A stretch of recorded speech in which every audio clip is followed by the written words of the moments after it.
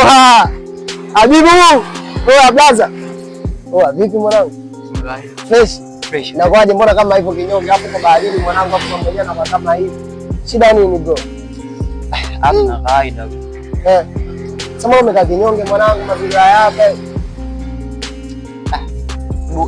Hebu stay mara moja wenda waelewana. Vipi basi? Kwani shida nini mwanangu? Kwa sababu huwezi ukawa umekaa mazingira kama haya hapa mwanangu. Umekaa kinyonge hapo pia isitoshe hapa baharini unajua. Si ndio bro?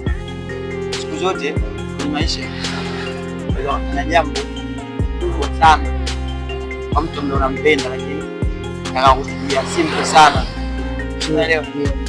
Kwa mapenzi yanauma sana na usipofiche, si wanaume kuna asilimia tukipenda, ni kuna ile asilimia fulani tunapenda kupitiliza, kwa tunaumizwa sana kwa sababu wao wanawake watoto na sisi tunawapenda sana, basi waga wana ile kama kidharau kwa vile ananipenda mimi hata nifanye chochote. Sema unasikia bro?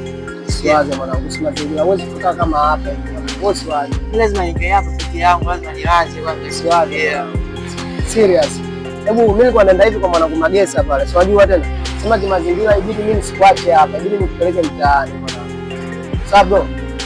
Yaani nikibaki hapa kwa salama. Hamna mwanangu. Ndoke hivi mwanangu kwanza. Si wajua tena.